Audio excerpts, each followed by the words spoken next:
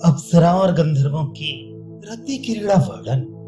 रति क्रीड़ा का समय समीप हो जाने पर देवांगनाएं पहले ही से केली विलास के लिए सुसज्जित भवनों को पुनः सजाने, अपने प्रियतम के आगमन का संदेश मिल रहने पर भी दूती भेजने एवं वस्त्राभूषणों से भले भांति अलंकृत होने पर भी पुनः अलंकृत होने की अभिलाषा करने लगी। अत्यंत उत्सुकता से उनका ऐसा करना स्वाभाविक ही था। उन देवांगनाओं को अपने प्रियतमों की विरह अवस्था से मालाएं, चंदन अथवा मदिरा रुचकर नहीं लग रही थी। ऐसा क्यों ना होता, क्योंकि प्रियतम का समागम ही इन सामग्रियों में रमणीयता की सृष्टि करता है। अर्थात प्रियतम ही यदि ना हो तो इन प्रसाधन सामग्रियों की रमणीयता दुखदायिनी हो जाती है। अपने प्रियतमों के निवास स्थान को प्रस्थित एवं अपनी प्रिय सखियों के आग्रहपूर्ण वचनों को तिरस्कृत करने वाली मान्य रमणियों ने धैर्य को छुड़ाने वाली एवं शरीर तथा मान को दुर्बल करने वाली मदिरा का सहारा लिया। अर्थात वे मदिरा से बेहोश थीं, अतः उन्हें अपने मान एवं सखियों के आग्रहपूर्ण वचनों का ध्यान नहीं था। रति के लिए संदेश पर संदेश भेजती हुई रमणियां अपने प्रियतमों के निवास स्थल पर पहुंची गईं। बीच में मार्ग नहीं भूली। प्राय कामदेव के द्वारा नष्ट बुद्धि वाले व्यक्तियों की भूल भी उपकार ही हो जाती है। शीघ्रता में प्रियतम के समीप जाती हुई किसी रमणी के पुलकित कपोलों से सुशोभित एवं पत्रों की चित्रकारी और तिलकों के मिट जाने से मनोहर मुख ने अपनी कांति से संपूर्ण चंद्रमा को जीत लिया। नायिका बोली, हे सखी, उस धूर्त से मेरी सारी बातें जाकर बताओ। सखी ने कहा, हे सखी, प्रियतम के प्रति ऐसी कठोरता अच्छी नहीं है।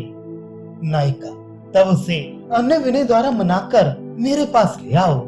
सखी, इस प्रकार के अपकारी के साथ भला अन्य विनय क्यों किया जाए? नायिका, तो फिर वहां जाने से क्या लाभ है? सखी, हे माननी, तुम तो अपने को सुंदरी मानने वाली हो, फिर वैसे परम सुंदर प्रियतम के विषय में मान तो करना ही नहीं चाहिए।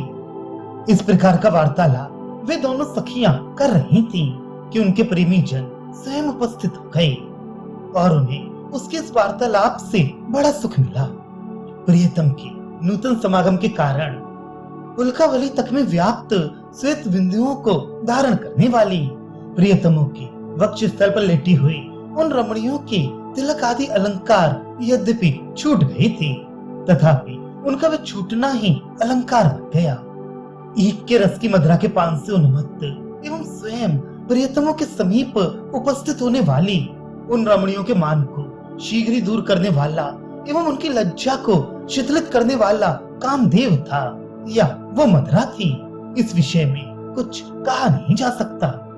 तुम्हारे आने के मार्ग पर आंखें गड़ाकर वो हथेलियों पर कपोलों को रखे हुए है। अधिक क्या, उनका जीवन ही तुम्हारे अधीन है, उसका कोई कलह तुमसे नहीं है।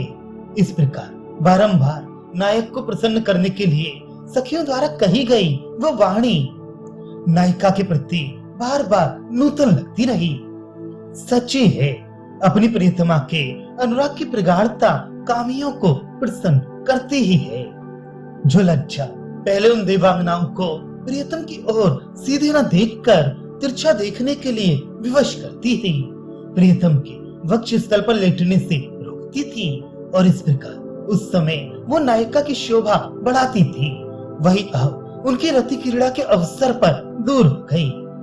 अपराध करने के कारण अपमानित होने से खिन्न होकर कोप का बहाना बनाकर शीघ्र जाते हुए किसी प्रियतम को उसके सम्मुख ही सुंदरी के अश्रुपात ने मित्र की भांति रोक लिया। अविश्वस्त नायक को उसके द्वारा विमुख होने के कारण आंसू बहाती हुई माननी की सघन पुलकावली ने उसके अनुरक्त चित्त वाली होने की सूचना दी थी कि यदि वो अनुरक्त ना होती तो रोमांच आदि सात्विक भावों का उदय क्यों होता।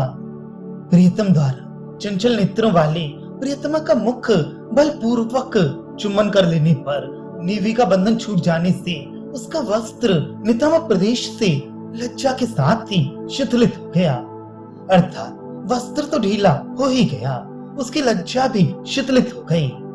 नेवी बंधन के छूट जाने से करधनी के सहारे रुके हुए अधोवस्त्र को खींचते हुए अपने प्रियतम का लज्जित प्रियतमा ने ऐसा प्रगाढ़ आलिंगन किया कि उसके उन्नत एवं विस्तृत स्तन मंडल खूब दबने से गोलाकार बन गए थे। प्रियतम की दृष्टि को रोक रखने के लिए उसने ये चतुरताई की थी। रमणियों का प्रगाढ़ आलिंगन नक्षता से तथा चुम्बन प्रगाढ़ दंत छतों से पुरस्कृत हुआ। अपनी सुकुमारता के लिए प्रसिद्ध कामधेव संभोग अवस्था में भी क्रूर ही रहता है, अर्थात जब संभोग अवस्था में उसका ये हाल है तो वियोग अवस्था में क्या होगा। कामदेव सुकुमार है, ये कोरी गप्प है। वस्तुतः वो दूसरों को पीड़ा पहुंचाकर ही सुखी होता है। अत्यंत एकांत में केली भवन में गदगद वाणी से बोलने वाले रमणियों का पहाड़ी पल्लवों का हिलाना, सीसी करना एवं आधे बंधे हुए नेत्रों से देखना, ये सब उनके प्रियतमों के लिए कामदेव के अस्त्रों के समान उद्दीपन हो गए।